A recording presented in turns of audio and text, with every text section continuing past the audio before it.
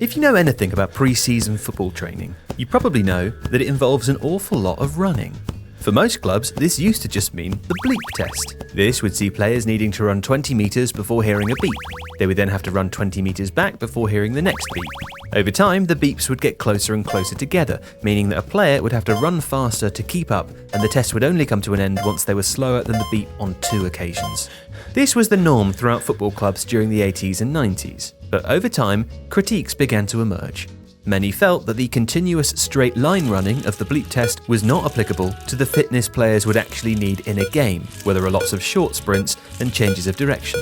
As a result, a host of new technologies started to emerge, and each manager or club will have their own drill to test their players' fitness on the first day back from pre-season. So what exactly are they doing, and just how difficult is it?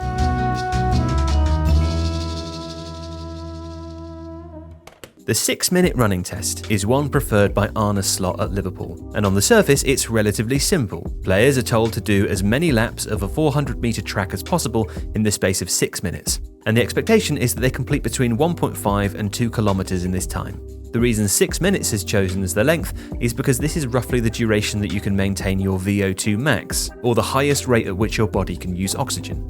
Thomas Frank, meanwhile, favours the 1K test, where players are made to run 10 100-metre lengths as quickly as they can.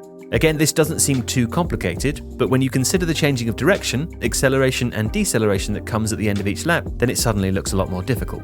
The expectation is that players will complete the drill in under 3 minutes and 15 seconds, and Brentford's Vitaly Janelt once admitted being so worried about the drill, he lost sleep the night before doing it.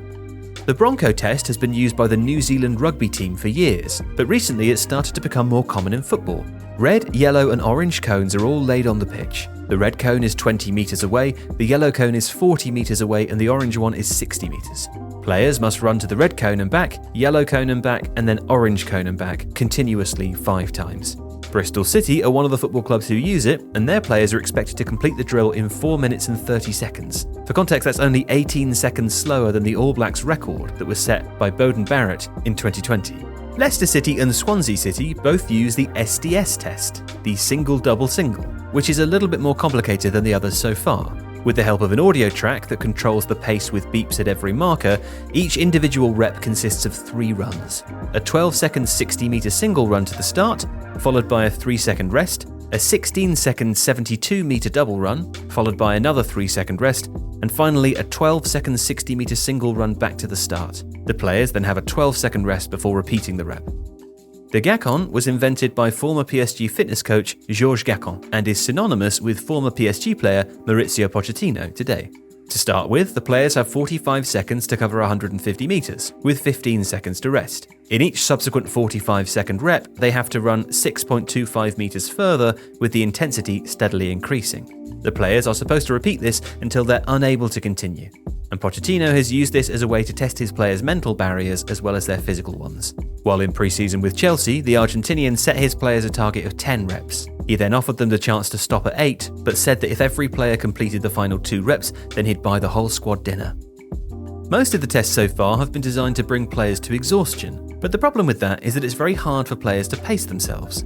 The 30-15 IFT looks to fix that. Similar to the bleep test, players have to run back and forth in time to a beep, but the distance gets progressively longer each time rather than staying the same. That's because as well as the speed increasing by 0.5 kilometers per hour at each stage, every run is 30 seconds.